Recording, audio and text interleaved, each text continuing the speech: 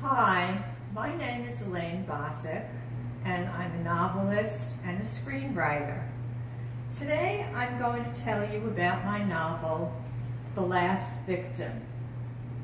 This is a literary saga about a Jewish-American family. It begins in 1943 on the streets of Brooklyn, New York, where the Rothman family lives. Sophie Rothman, the mother of three, is my antagonist. She dominates her family, and Sophie is obsessed with hoarding money. But Sophie's obsession is not an ordinary one. It's very twisted. She can't even spend money on small things to make her life and her family's life better.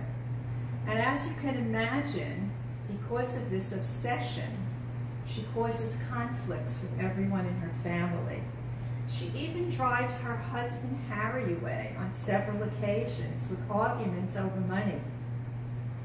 And she sets in motion a series of tragic events. Well, Sophie does become wealthy. How does she do this?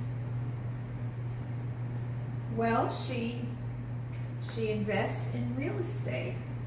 And the venture into real estate begins when the family starts vacationing in the Catskill Mountains. I'm going to read a passage from The Last Victim that describes the family's early experience in the Catskills. If you ever spend time there during its heyday in the 1940s and 50s and 60s, it will bring back some memories for you.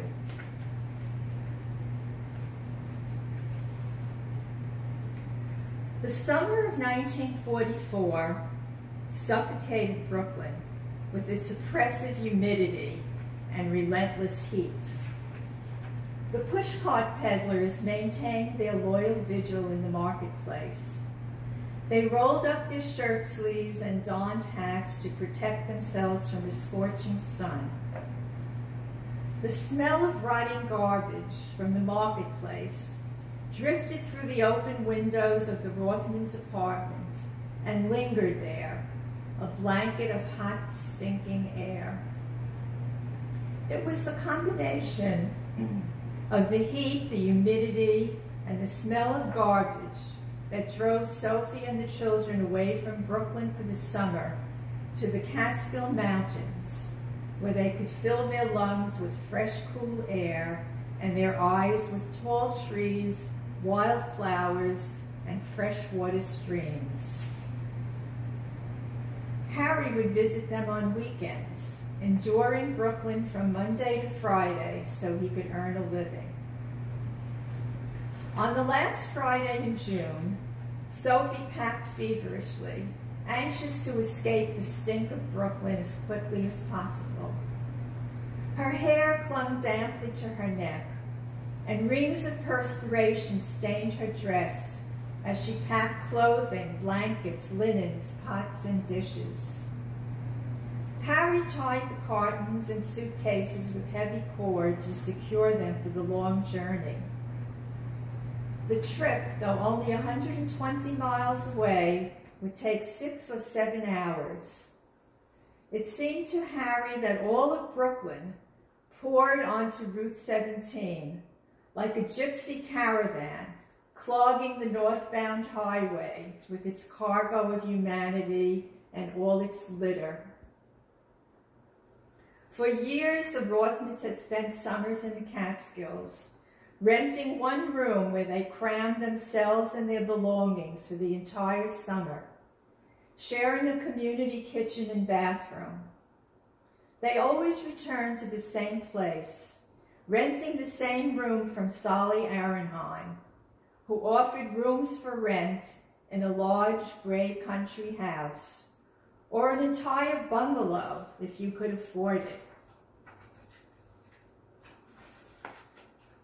It took the Rothmans 7 hours to reach their destination in Monticello that summer.